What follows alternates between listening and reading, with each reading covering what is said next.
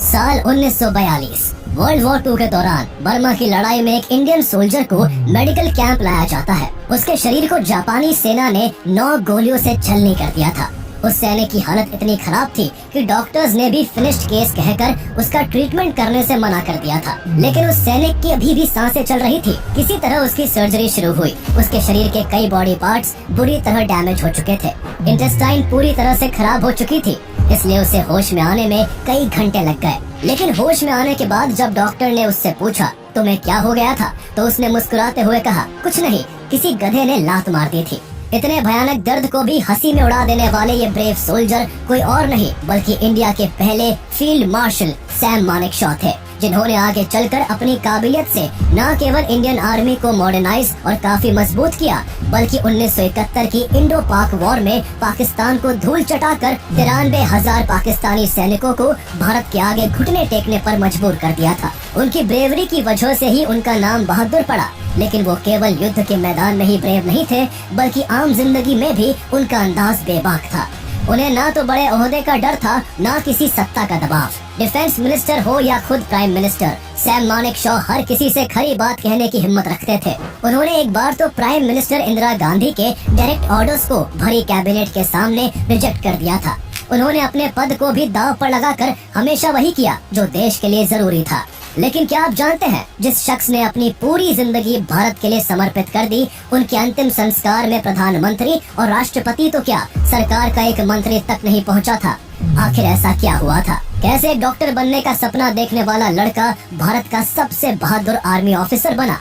आइए जानते हैं फील्ड मार्शल सैम मानेकशॉ की जिंदगी की पूरी कहानी। Sam Manekshaw, also known as Sam Bahadur, had a military career spanning 4 glorious decades. His years of military experience were soon put to test as India decided to help the Mukti Bahini against West Pakistani forces. The Indian Army is in Bangladesh, and if you don't surrender, you will be killed unmercifully.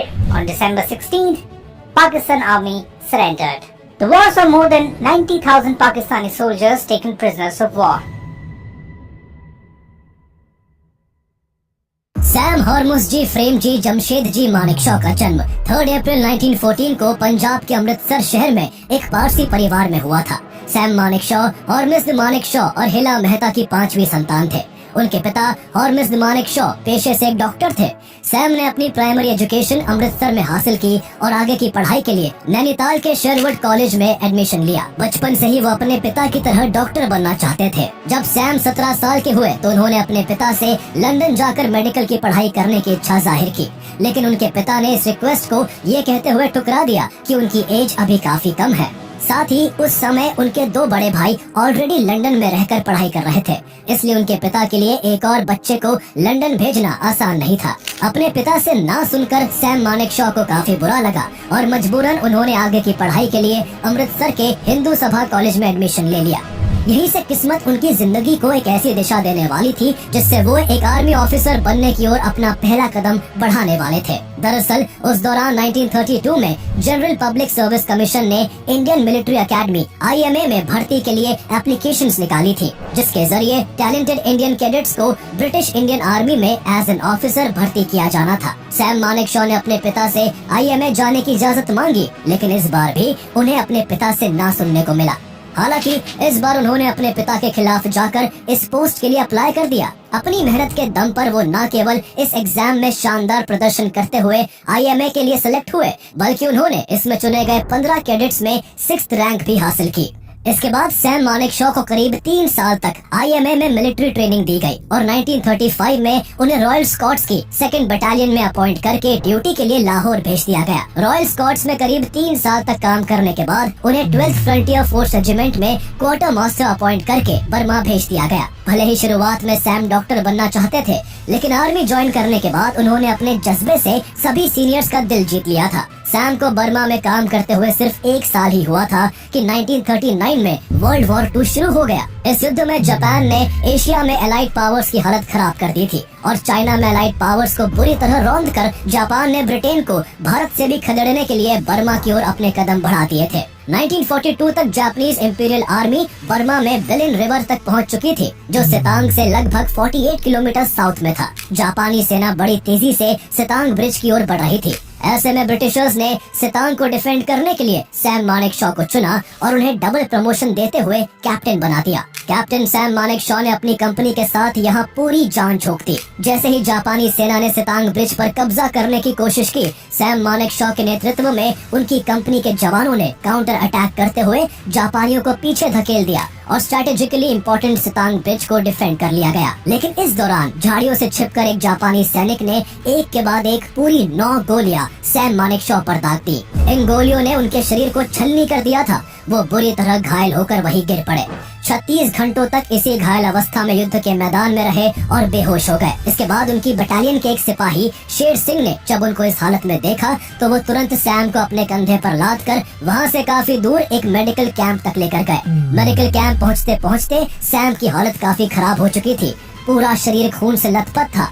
उनकी गंभीर चोटों को देखते हुए एक Australian doctor ने उन्हें finished case बताकर उनका ट्रीटमेंट करने से मना कर दिया। उस डॉक्टर ने सैम के सर्वाइवल के कम चांसेस को देखते हुए उनके ट्रीटमेंट को वेस्ट ऑफ टाइम माना और युद्ध में घायल हुए दूसरे सोल्जर्स का ट्रीटमेंट करना बेहतर समझा। क्योंकि बर्मा के युद्ध में सैम ने बेहद शानदार काम किया था, इसलिए उनकी बहादुरी को ऑनर करने के लिए 70th इन्फेंट्री इंडियन डिवीजन के कमांडर मेजर जनरल डेविड कॉवन खुद उस मेडिकल कैंप में पहुंचे। डेविड कॉवन ने अचेत अवस्था में पड़े सैम के सीने पर कॉमनवेल्थ फोर्सेस को दिए जाने वाले हाईएस्ट अवार्ड मिलिट्री क्रॉस को पिन कर दिया।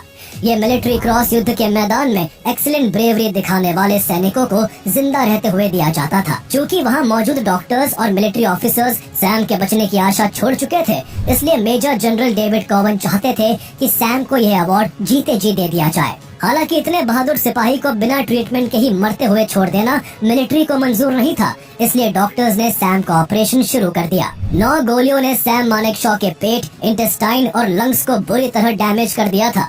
इंटेस्टाइन इतनी बुरी तरह डैमेज हो चुकी थी कि उसका एक बड़ा हिस्सा डॉक्टर्स को उनके शरीर से निकालना पड़ा। कई घंटे तक सैम मौत और जिंदगी के बीच झूलते रहे और आखिरकार उन्हें होश आ गया। कुछ दिन बाद जब सैम मानेकशॉ पूरी तरह से रिकवर हो गए तो उन्होंने फिर से अपना चार्ज संभाल लिया और बेहतरीन काम के चलते पहले वो लेफ्टिनेंट कर्नल और फिर 1947 में मिलिट्री ऑपरेशंस के ग्रेड 1 जनरल स्टाफ ऑफिसर के पद पर पहुंच गए।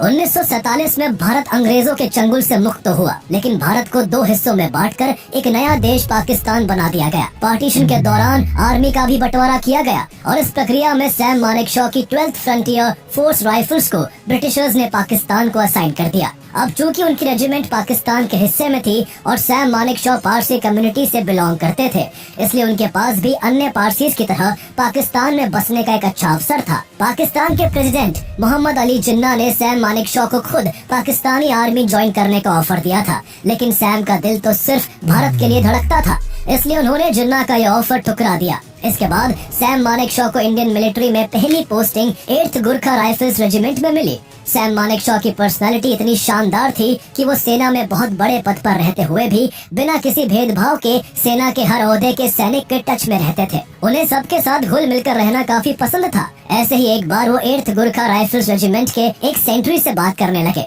उन्होंने उससे पूछा, तुम्हारा नाम क्या है? इस पर सेंट्री ने जवाब दिया, हरका बहादुर गुरुंग। इसके बाद सैम मानेकशॉ ने उससे पूछा, क्या तुम मुझे जानते हो? तब तक सैम मानेकशॉ की बहादुरी के चर्चे फौजियों के बीच काफी पॉपुलर थे, इसलिए सेंट्री ने जवाब दिया, जी आपका नाम सैम बहादुर है। सैम मानेकशॉ ये सुनकर मुस्कुरा दिए। तब से ही सैम मानेकशॉ को सैम बहादुर के नाम से जाना जाने लगा। सैम मानेकशॉ का उस दौरान एक डायलॉग काफी फेमस था कि अगर कोई ये कहता है कि उसे मौत से डर नहीं लगता है तो या तो वो झूठ बोल रहा है या फिर वो गुरखा रेजिमेंट का सिपाही है। आजादी के बाद कई प्रिंसली स्टेट्स को भारत में मर्ज कराने में भी सैम मानेकशॉ की महत्वपूर्ण भूमिका रही।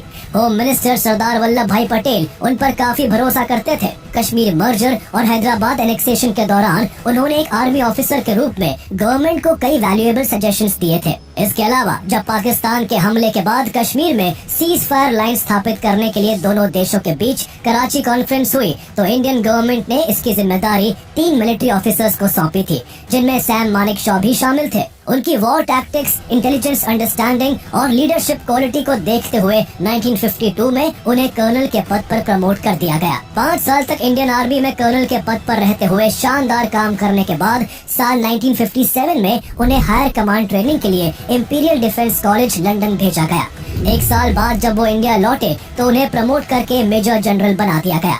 सैम मानेकशॉ न केवल एक बेहतरीन आर्मी ऑफिसर थे बल्कि एक शानदार लीडर भी थे जो खुद से ज्यादा देश के सैनिकों के वेल बीइंग के बारे में सोचते थे। उनका केवल एक ही पर्पस था, देश के लिए सबसे केपेबल सोल्जर्स तैयार करना। इसे अचीव करने के लिए वो बड़े बड़े पॉलिटिशियंस और ब्यूरोक्रेट से भी टकराने से नहीं कतराते थे। एक बार उनके डिवीजन में कंस्ट्रक्शन का काम चल रहा था। उस दौरान डिफेंस मिनिस्टर बीके कृष्ण मेनन ने एक आदेश जारी किया कि इस काम में सोल्जर्स को भी लेबर के साथ लगा दिया जाए। सैम मानेकशॉ को डिफेंस मिनिस्ट्री का अपने सैनिकों के प्रति ऐसा रवैया बिल्कुल बर्दाश्त नहीं हुआ। उन्होंने साफ कहा कि उनके सोल्जर्स देश की रक्षा के लिए ट्रेन किए गए हैं, न कि चीप लेबर की तरह इस्तेमाल होने के लिए। इस जवाब के बाद कृष्ण मेनन की नजर में सैम मानेकशॉ खटकने शुरू हो गए थे। डिफेंस मिनिस्टर कृष्ण मेनन की उस समय army chief general KS. Thimayya से भी बिल्कुल नहीं बनती थी। उनके बीच के रिश्ते इतने तनाव भरे थे कि जब भी के.एस. थिमैया को किसी सजेशन की जरूरत पड़ती तो वो प्राइम मिनिस्टर जवाहरलाल नेहरू और कृष्ण मेनन के बजाय प्रेसिडेंट डॉक्टर राजेंद्र प्रसाद से डायरेक्ट कांटेक्ट करते थे।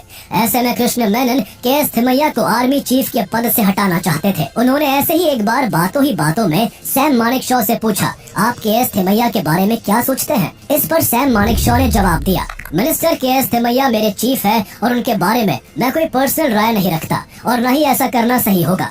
कल को आप मेरे सबऑर्डिनेट से मेरे बारे में भी यही राय पूछेंगे तो इस तरह से पूरी आर्मी का डिसिप्लिन खराब होगा।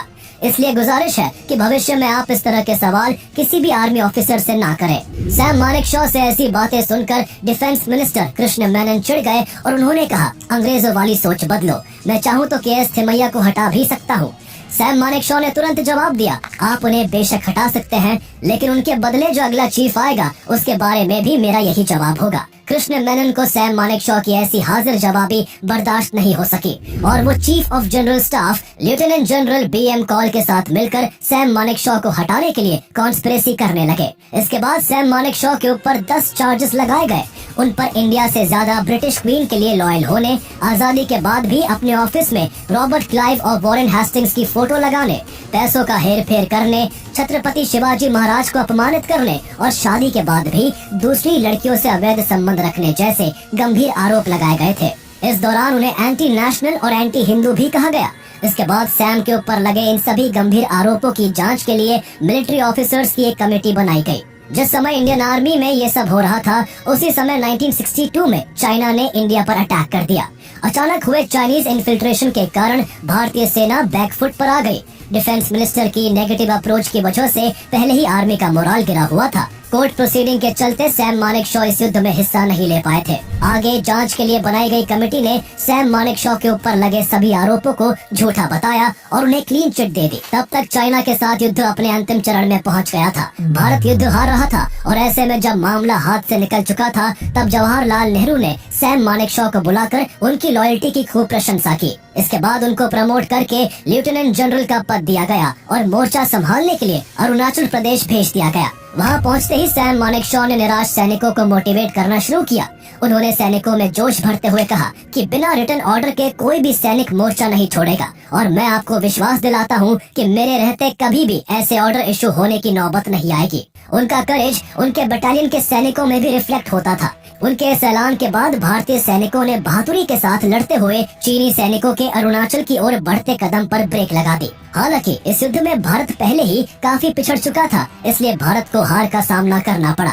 युद्ध खत्म होने के बाद जब सरकार ने हार के कारणों की समीक्षा की तो इसके लिए सबसे ज्यादा डिफेंस मिनिस्टर कृष्ण मेनन को जिम्मेदार माना गया और उनसे डिफेंस मिनिस्ट्री छीन ली गई। इसके बाद वक्त के पन्ने पलटते गए और सैम मानेकशॉ सेना में अपने पद पर रहते हुए बेहतरीन काम करते रहे। जब साल 1969 आया तो उनके विजन और ब्रेवरी के चलते उन्हें chief of the army staff बना दिया गया, जिससे पूरी इंडियन आर्मी की कमान उनके हाथों में आ गई। इसके बाद उन्होंने इंडियन आर्मी को बेटर शेप देना शुरू किया और कुछ ही समय में अपनी सूझबूझ से उसे बेहद मजबूत बना दिया।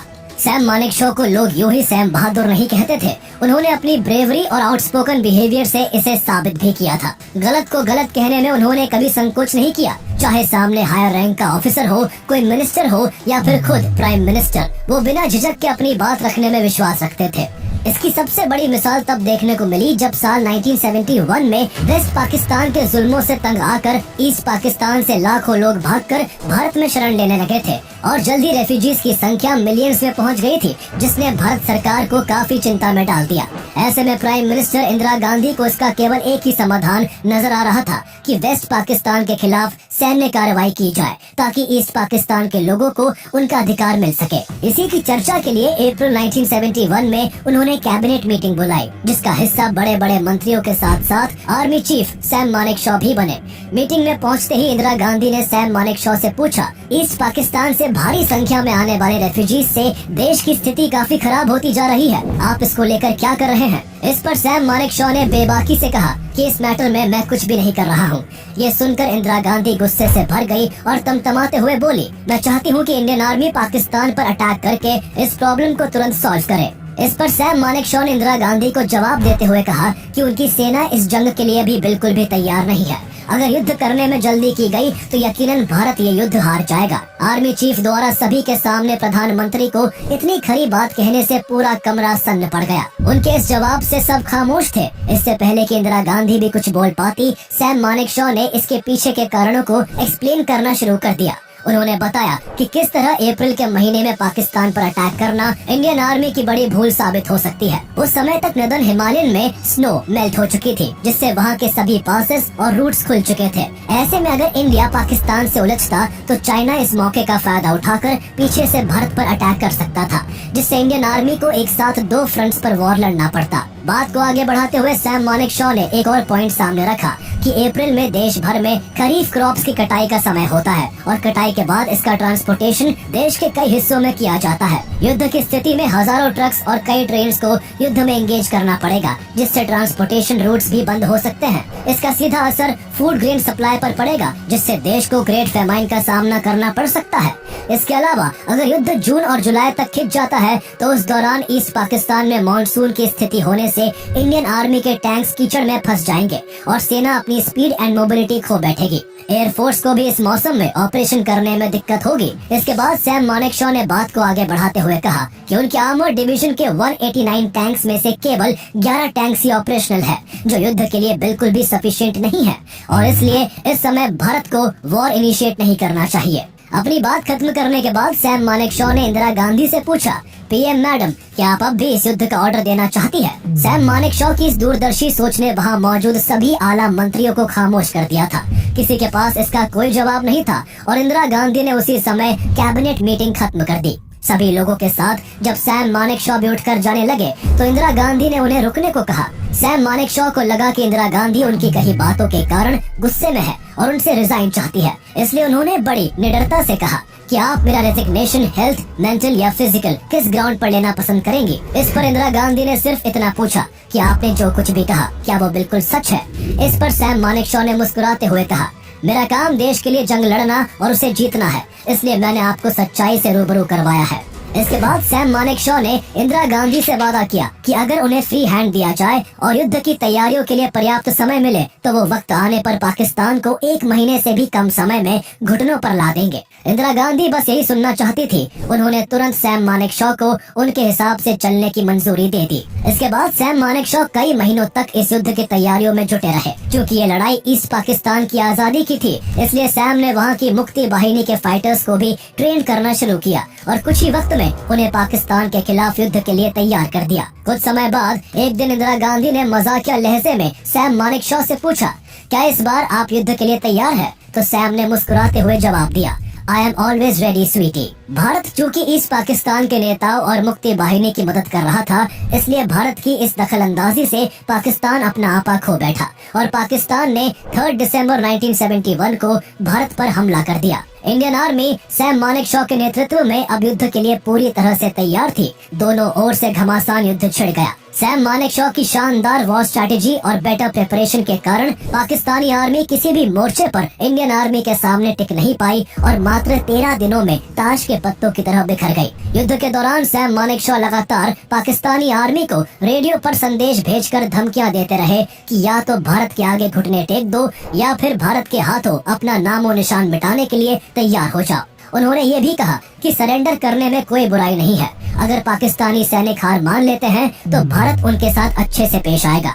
आखिरकार 16 दिसंबर 1971 को पाकिस्तान के 93,000 सैनिकों ने भारत के सामने सरेंडर कर दिया। इस तरह सैम मानेकशॉ ने कुछ महीने पहले प्राइम मिनिस्टर इंदिरा गांधी से किया हुआ अपना वादा पूरा कर दिया था। सैम मानेकशॉ न केवल जंग के मैदान में अपनी बहादुरी के लिए जाने जाते थे, बल्कि आम जिंदगी में मजाकिया लहजे और हाजिर जवाबी के लिए भी उनको जाना जाता था। उनका एक पॉपुलर किस्सा 1971 की जंग से भी जुड़ा है। दरअसल 1947 में जब भारत का बंटवारा हुआ था, उससे पहले सैम मानेकशॉ और 1971 के युद्ध के समय पाकिस्तान के प्रेसिडेंट रहे Yahya Khan British Indian army में थे और दोनों के बीच काफी अच्छी दोस्ती थी। बंटवारे से पहले याह्या खान ने सैम मानेकशॉ से एक अमेरिकन मोटरसाइकिल 1000 रुपए में खरीदी थी, लेकिन कभी उसका दाम नहीं चुकाया था। 1971 के युद्ध में जब सैम मानेकशॉ की बेहतरीन वॉर स्ट्रैटेजी के चलते पाकिस्तान को भारत से हार मिली और उससे ईस्ट पाकिस्तान अलग होकर बांग्लादेश बन गया, तब सैम मानेकशॉ ने बड़े मजाकिया अंदाज में कहा था कि आज सही मायने में याह्या खान ने मेरी मोटरसाइकिल का दाम चुकाया है, वो भी अपना आधा मुल्क देकर। मजाकिया अंदाज से इतर सैम मानेकशॉ काफी उसूलों वाले इंसान भी थे। उन्होंने 1971 के युद्ध के दौरान जो पाकिस्तानी फौजियों से सरेंडर करने के बदले उनके साथ सही व्यवहार का वादा किया था, उन्होंने उसे बड़ी ईमानदारी से निभाया। युद्ध खत्म होने के बाद पाकिस्तान के हजारों सैनिकों को भारत के प्रिजन कैंप्स में रखा गया था। सैम मानेकशॉ खुद इन कैंप्स में जाते और पाकिस्तानी प्रिजनर्स से मुलाकात कर उनके रहने और खाने की व्यवस्था का खास ख्याल रखते थे। इसी दौरान एक बार जब सैम मानेकशॉ ने एक पाकिस्तानी जवान के कंधे पर हाथ रखकर उसका हालचाल पूछा, तो वो लगभग रोते हुए बोला, एक आप है जो हमसे इतने प्यार से मिल रहे हैं, हमारा इतना ध्यान रख रहे हैं, और एक हमारी सेना के जनरल थे जो कभी हम सैनिकों से इस तरह रूबरू होकर बात नहीं करते थे। हालांकि पाकिस्तानी सैनिकों के साथ उनके इस तरह के सम्मानजनक व्यवहार की वजह से काफी इंडियन मिनिस्टर्स उनके खिलाफ भी हो गए थे। स्थिति इतनी बिगड़ गई थी कि कैबिनेट में सैम मानेकशॉ के खिलाफ आवाजें उठने लगी। कैबिनेट के कुछ सदस्यों का कहना था कि सैम मानेकशॉ पाकिस्तान के सरेंडर किए हुए सैनिकों का ऐसे ख्याल रखते हैं जैसे कि वो उनके दामाद हो। हालांकि इस तरह की बातों से सैम मानेकशॉ पर कोई फर्क नहीं पड़ा। उन्होंने सरेंडर किए गए पाकिस्तानी फौजियों के साथ अच्छे से पेश आकर पूरी दुनिया की फौजों के आगे एक बड़ा एग्जाम्पल सेट किया था। इसी दौरान उन्हें किसी काम से पाकिस्तान की राजधानी लाहौर जाना पड़ा। उस समय पाकिस्तान में अफवाह फैली हुई थी कि भारत में पाकिस्तानी कैदियों को ठीक से खाना तक नहीं दिया जाता है। लेकिन सब हैरान तब हो गए जब सैम मानेकशॉ के लाहौर पहुंचने पर वहां के गवर्नर के एक स्टाफ मेंबर ने अपनी पगड़ी उतारकर सैम के पैरों में रख दी और भावुक होकर कहा कि मेरे 5 बेटे भारत की जेल में कैद है, लेकिन वहाँ उनके साथ बहुत इज्जत से व्यवहार किया जा रहा है, उन्हें पढ़ने के लिए कुरान तक दी जा रही है। मेरे बेटे मुझे खत लिखकर वहाँ की पूरी स्थिति बताते रहते हैं। इसके बाद उन्होंने कहा कि अब मैं किसी ऐसे आदमी पर विश्वास नहीं कर सकता जो ये कहे कि इंडियंस खराब होते हैं। इसके बाद 1972 में सैम मानेकशॉ नेपाल दौरे पर गए। नेपाल के राजा महेंद्र ने सैम मानेकशॉ को honorary general of the royal Nepal army की उपाधि और एक तलवार देकर उनका सम्मान किया। इसके बाद से ही भारत और नेपाल में एक दूसरे के आर्मी चीफ को ऑनरी जनरल की उपाधि देने की परंपरा शुरू हो गई। इसी दौरान एक बार अफवाह फैली कि सैम मानेकशॉ देश में तख्ता पलट करना चाहते हैं। इसी को लेकर इंदिरा गांधी ने उन्हें बुलाकर इस अफवाह पर सफाई मांगी, तो सैम मानेकशॉ ने सिर्फ इतना कहा, स्वीटी, जब तक आप मेरे काम में दखल नहीं देंगी तो मैं भी आपके काम में नाक नहीं अड़ाऊंगा। सैम मानेकशॉ के इस अंदाज से एक बार फिर प्रधानमंत्री इंदिरा गांधी के चेहरे पर मुस्कान तैर गई। इंडियन आर्मी में सैम मानेकशॉ के महान योगदान के लिए 1972 में उनको देश के second highest civilian award Padma Vibhushan से सम्मानित किया गया। जून 1972 में वो एक्टिव सर्विस से रिटायर होने वाले थे, लेकिन उनके टर्म को 6 महीने के लिए एक्सटेंड कर दिया गया। उनके रिटायरमेंट से केवल 14 दिन पहले 1 जनवरी 1973 को प्राइम मिनिस्टर इंदिरा गांधी ने उन्हें एक और प्रमोशन देते हुए देश का पहला फील्ड मार्शल अपॉइंट किया। इसके बाद 15 जनवरी 1973 को सैम मानेकशॉ के करीब 40 साल लंबे मिलिट्री करियर का अंत हो गया और वो एक्टिव सर्विस से रिटायर हो गए। यूँ तो सैम मानेकशॉ की बहादुरी और हाजिर जवाबी से देश को काफी फायदा हुआ, लेकिन कई बार ऐसा भी हुआ कि वो जोश जोश में ऐसे जवाब भी दे देते थे जिससे उनकी इमेज को काफी नुकसान पहुंचा। ऐसे ही एक बार 1971 की वॉर के बाद एक वुमेन जर्नलिस्ट ने उनसे पूछा था कि अगर वो पार्टीशन के बाद पाकिस्तान चले जाते और पाकिस्तानी आर्मी को लीड कर रहे होते तो 1971 की जंग कौन जीतता। इस पर मानेकशॉ ने जवाब देते हुए कहा कि फिर तो जरूर पाकिस्तान इस जंग को जीतता। उनके इस बयान ने काफी लोगों को गुस्सा कर दिया था। प्रधानमंत्री इंदिरा गांधी भी उनके इस कमेंट से काफी नाराज हुई थी। ये शायद उनके बेबाक बात कहने का अंदाज था या फिर ना जाने क्या कारण था, सैम मानेकशॉ को बाद में काफी कुछ भुगतना पड़ा। दरअसल फील्ड मार्शल के पद पर रहने वाला व्यक्ति कभी रिटायर नहीं होता और इस पद पर जीवन भर बना रहता है। इस दौरान उसे फुल सैलरी भी दी जाती है, लेकिन सैम मानेकशॉ के जीवन के अंतिम दिनों में गवर्नमेंट ने उनके साथ काफी भेदभाव किया। गवर्नमेंट ने सैम मानेकशॉ को इस पद पर मिलने वाली सुविधाएं प्रदान नहीं की। उन्हें फील्ड मार्शल की पोजीशन के हिसाब से सैलरी भी नहीं दी गई। ये एक महान आर्मी ऑफिसर के साथ अन्याय था। जब इस मुद्दे पर काफी आलोचना हुई तो 2007 में तत्कालीन प्रेसिडेंट एपीजे अब्दुल कलाम ने सैम मानेकशॉ से मुलाकात की और कई सालों से पेंडिंग सैलरी के रूप में उन्हें 1,30,00,000 रुपए का चेक दिया। सैम मानेकशॉ को कभी उस सम्मान से दूर रखा गया जिसके वो हकदार थे, तो कभी उनके ऊपर भरपूर कीचड़ उछाली गई। मई 2007 में पाकिस्तानी फील्ड मार्शल अयूब खान के बेटे गौहर खान ने सैम मानेकशॉ पर 1965 के इंडो पाक वॉर के दौरान इंडियन वॉर प्लान की डिटेल्स को 20,000 रुपए में पाकिस्तान को बेचने का आरोप लगाया।